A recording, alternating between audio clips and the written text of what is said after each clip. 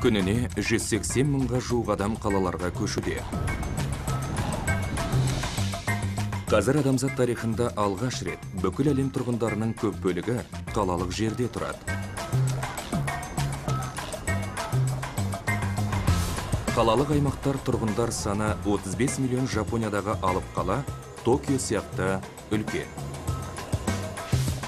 Немесе тұрғындар саны 40 мыңнан сәл асатын Ұлыбританиядағы Кентербери сияқты кішкентайда болуы мүмкін.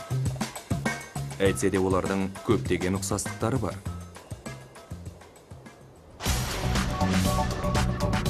Әрбір қалалық аймақтың тарихи өзегінде орталық іскерлік аудан болады. Сауда-саттық ауданы әрқашан дүкендер, кеңселер, мейрамханалар мен ойын-сауық кешендері орналасатын және негізгі жолдар қиылысатын жерде болады. Жер бағасының қымбаттығы бұл жерде адамдардың аз тұратынын білдіреді.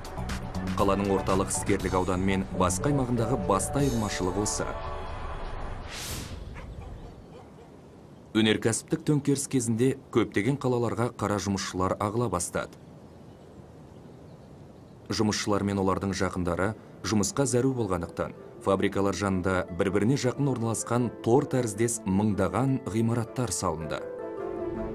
Бүгінгі таңда дәстүрлі өнеркәсіп салаларының құлдырап төмендеуінен осы ғимараттар мен фабрикалардың көбі тақыр жер мен арзан тұрғын үйлеріне алмастырылды. Жұмыстың жетіспеуі мен тұрғын үй сапасының нашарлығынан қалалардың орталық аудандарында күйзеліс, жұмыссыздық және қылмыс көбейді.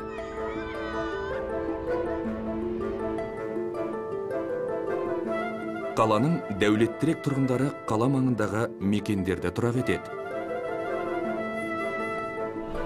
Қала маңындағы үйлер көбінесе көлемді, бақтары, гаражы және ашық алаңқайлары бар болып келеді.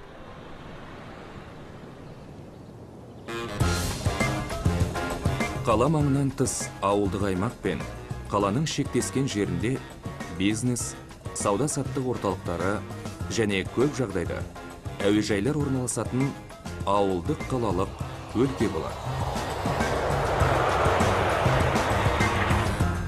Атап айтарлығы, әлемдегі барлық қалалық аймақтар көлемі, мәдениеті және ахуалындағы айырмашылықтарға қарамастан осы негізгі үлгімен дамыған.